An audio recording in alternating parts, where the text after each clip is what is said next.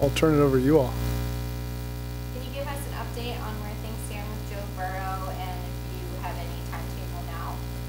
I don't have any timetable. You know, we're just trying to give him some privacy, and I'm sure he'll be back in when he's ready. Coach, football aside, the support of the fans continues to be just impressive. Talk about that crowd. It's great. You know, it just shows the support that we know has always been there. And again, like I said when I was talking to the crowd, they put a lot of time and energy and investing in this team. And so we've got to put a lot of time and energy in making sure we've got the best product for them to be able to support. And, you know, so it's fun to interact with them. They do a great job giving us some energy. Look forward to not only this crowd, but next week or whenever it is against Arizona. And then getting everybody primed up and ready for their first regular season game against Pittsburgh. What's the focus overall for the offense right now, and where are you at in the process? We're still in the installation phase. So, you know, this week and really most of next week is getting everything in so that the next 4 weeks after that, you know, we can start to really fine-tune it and start to play much faster and, you know, game plan a little bit more. But right now, it's just about getting it in. It's not always a perfect match for what defense we're going against, but we've got to make sure that we've at least repped it so guys are familiar with the stuff. Try to project how Joe might see it and execute the play, or you just project that stuff? We just want to get the reps. You know, we got other guys that need the reps as well, so it's good work for Brandon and Jake to get in there with those guys as well. But overall, you know, we haven't changed anything because Joe hasn't been around. We've kept progressing as normal. I've talked to his entire family, you know, so you know, you try to leave him alone to an extent. Veteran Day. Yep. It's really the only stretch we go 4 days in a row like this. From here on out, it's usually 2 days in a row, and then I think one time, you know, before our second game, we'll go 3 days in a row.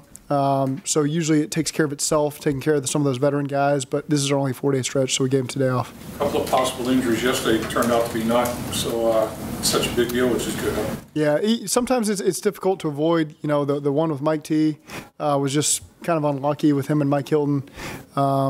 Unavoidable, really, when you watch the tape. And then the other one, it looked scary with Jeffrey Gunner, but turned out to just be, you know, he's probably a little sore today, but was able to go out there and practice, which is good. What's the longest field goal you've ever seen? Longest I've ever seen? You know, I played against, when I was in college, Mason Crosby was the kicker at Colorado. And so I remember playing up in Boulder. I don't know how far he went, but it seemed pretty dang far at the time. You know, so in 2005, I think was his senior year and my junior year. And I remember sitting on the bench in warm-ups watching him kick it from a pretty good distance. So I can't speak to what's the longest distance I've seen, but that one stands out in my memory for sure. Today was fairly impressive. Today was fairly impressive is how I'd phrase it. You know, 65 yards is no easy task, and it looked like he had a couple more yards behind that as well. Is that the longest you've seen today? Could have hit from 70. Do you think that? Sorry. You know, it's I don't know, mathematician or engineer, I don't know what the right word is, but to know the judgment on how many more yards that would go and how drastic the drop-off is, I can't really compute that. I'm not smart enough. I went to 4 colleges. So what was your question? Is that the longest kick you've seen Evan make? I think that's the long. He was going from 63, I think, last year. Don't quote me on that. It was pretty far. You know, 62. It was in the middle of the season, later part of the season. But that was pretty impressive right there. Is it incredible the early height he gets? I mean, it really, you can't really block his 65-yard. He gets such quick elevation. It's amazing. Yeah, he does a great job.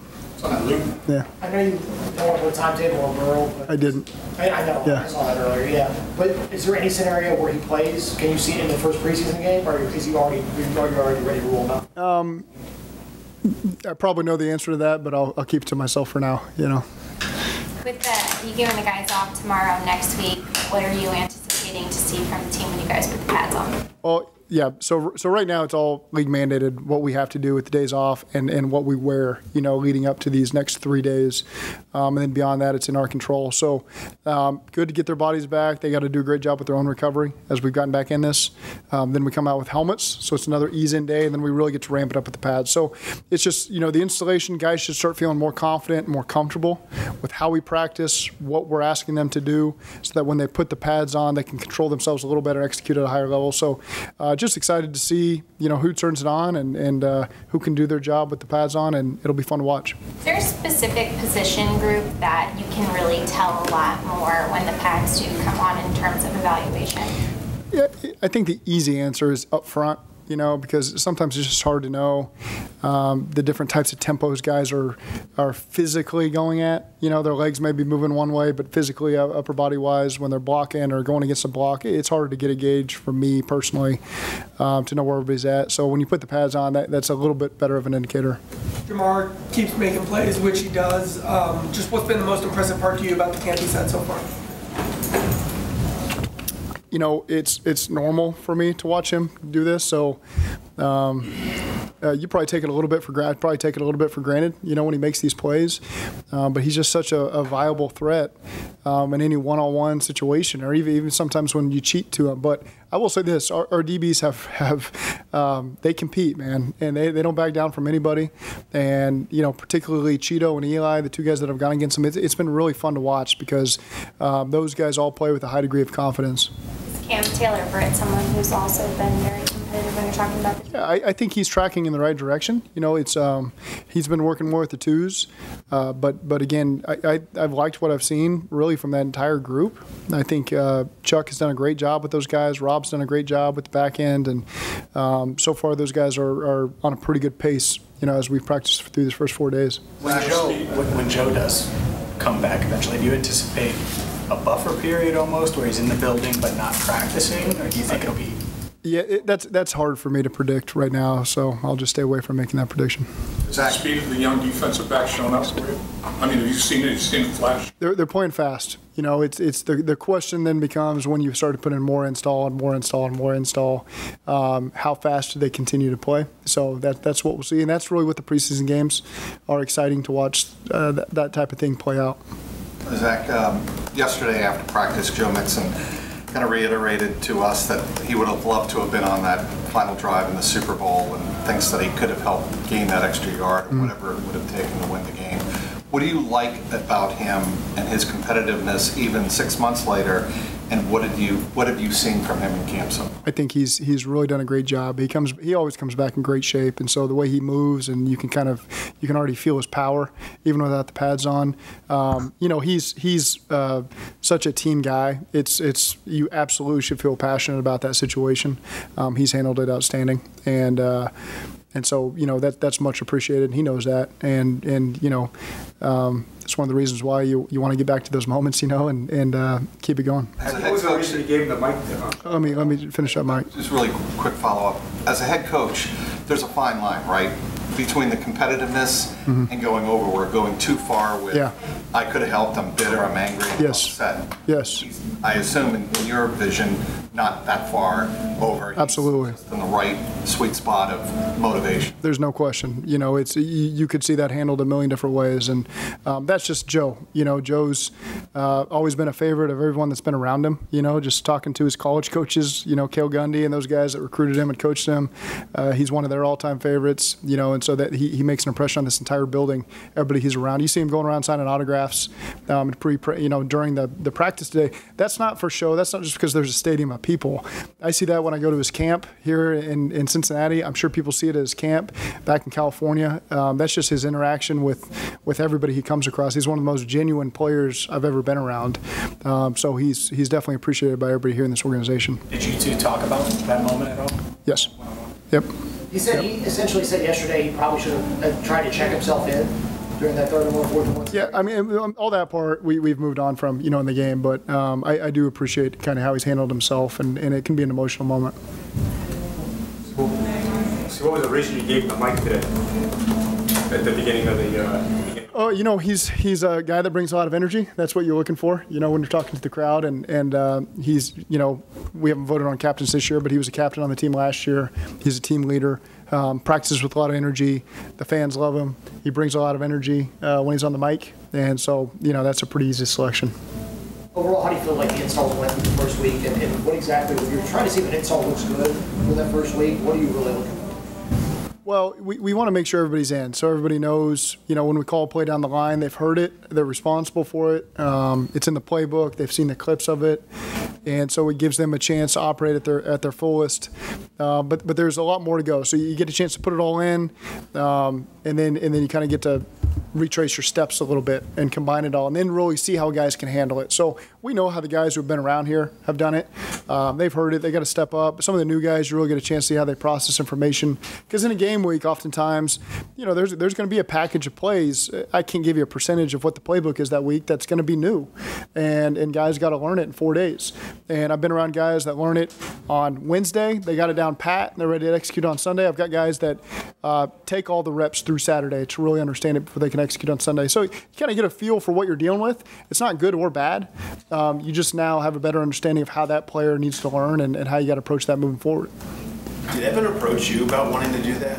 Kick the 65-yarder? Or did you guys say to him, like, hey, close the show today for us? How did that come about? My conversations were with Darren. And Darren said that there's a strong possibility we'll launch one here at the end, and so I said, okay, great. But I might need an extra minute, and so that's what happens. You go a minute over practice. But when you call plays against your defense, what do you see? It's a difficult unit. They just present challenges, with some of their alignments and packages. And so when you're not game planning for it, it's a really big challenge. Obviously, we have a lot of talent that's played together. It's a veteran group, not only individually but collectively, and how they've done together. And so it's seemingly a little easier to inject some of the pieces we've been able to inject because you're not mixing in 6 new guys. It's just a couple guys that get to jump in there and get some reps. So really impressive. I think they've got off to a fast start and are playing really well together and have really taken that next level of communication. What have you seen from Eli Apple so far? Yeah, competitive, man. He competes every snap. Got a lot of confidence in himself, and we've got a lot of confidence in him. And so enjoy watching him compete against the group receivers we got every day because he doesn't back down. And so it's been fun to watch Eli and Cheeto and Mike and all those guys behind him compete. Is it a good thing to have Jamar and Eli kind of going back and forth? Yeah, that's training camp, man. They go against each other, and one guy will win, the other guy will win. There's going to be a lot of talking. And that's the way it goes. They do a good job, controlling beyond that. But sometimes you need a little bit of that energy in practice.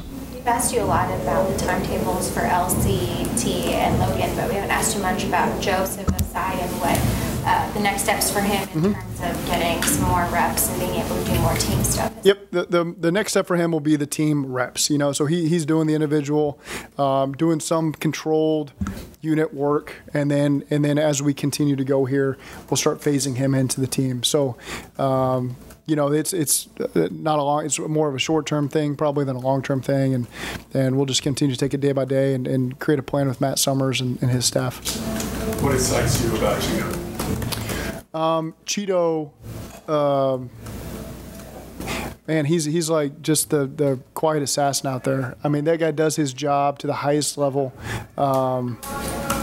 It's hard to say that he's underrated. It's like you don't hear a lot about him, but his value on this team is through the roof. Just the reliance we have on him, the confidence we have on him. He's so confident in himself. He puts in the work. He's a fun person to talk to. He's not the loudest guy on the team, but he's just got that quiet confidence about him. And he's just so fun to be around. We're you say lucky to have him. We added him for reasons we knew, but just I think the impact he's had on our defense, on our locker room, on our coaching staff. He's a tremendous player in person to have in our building.